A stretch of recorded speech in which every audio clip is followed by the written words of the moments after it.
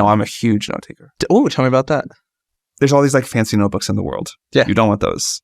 You definitely want a spiral notebook because one thing that's important is you can rip pages out frequently. And you also want it to lie like flat and open on the table.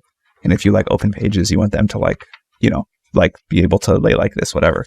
You definitely want to be able to like rip pages out. I'm a big believer of like, I take a bunch of notes and then I like clearly like rip them out so I can look at multiple pages at the same time.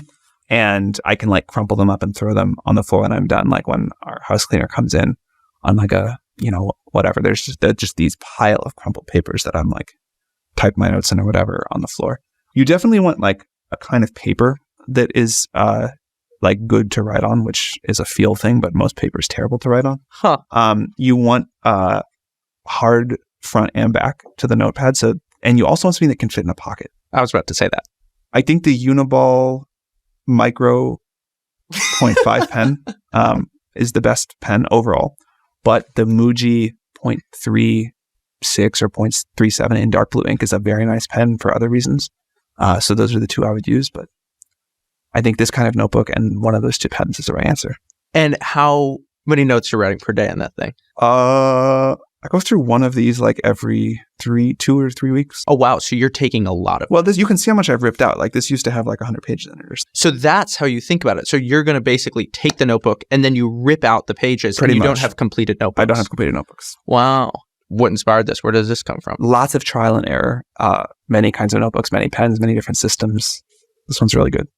Another thing I've been thinking about when it comes to the influence of AGI on creative mediums is just the competence with the written word is going up so much. And here's what I mean. There's now, you know, with Sora, you can create videos using text as the input. Yeah. You can do that with music. You can do that with images. And that's a big change in terms of the influence of writing on our world. Again, for me, like writing is a tool for thinking most importantly. And I don't think that's going anywhere. And so I think it's like, it's really important that people still learn to write for this reason. In the same way that even if there's going to be like less traditional coding jobs, coding is a great way to learn to think too. So you should still learn to code. So when you say it's important that people learn to write, what does that mean? What it means to me is that I've like figured out this tool to think more clearly. Now, if there's a better way to think more clearly with AI, great, I would switch to that.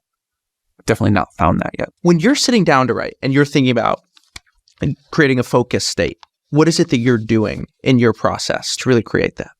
I used to think like, oh, I got to get in the perfect place and I got to like set a time that I'm going to like go to this coffee shop and put on my noise canceling headphones and I'm going to be in writing mode. And now I will take any 11 minutes uninterrupted that I can get, like sitting in the back of a car, laying in bed, like whatever it is. I mean, if I had like a perfect thing, it would be like, you know, Saturday morning with a cup of coffee and nothing scheduled. And that is great. Like if I got to sit down and like, if I have to write like a long thing, I will try to set that up. But most of it happens in like short chunks in the back of a car. You know what I use a lot is I use the voice feature. I take it and I ask it to just clean it up. And I find ChatGPT to be so helpful with that because I'm much more generative with my mouth than I am with my fingertips. Interesting. For me, it's the opposite. Really? Yeah. I'm convinced there's ideas I would never have sitting and talking with people that I just need to sit and type for.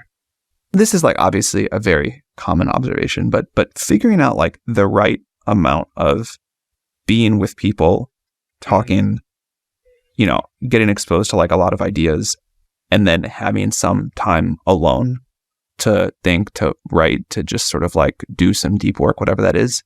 I think obviously this is a super important pattern to a lot of people, definitely to me.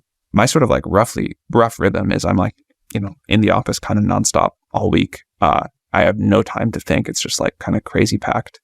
And then on the weekends, I have like long, quiet blocks and I'm not really around people. And that cycle is very important to me. And is that fractal? Like, do you sometimes take a few weeks off or anything like that? I used to. I think that's like really good. Like when I've taken like long chunks of time off, I would do like a month of like nonstop hanging out with people and then like a month of, you know, being in the woods, on the beach, whatever. That doesn't really happen anymore.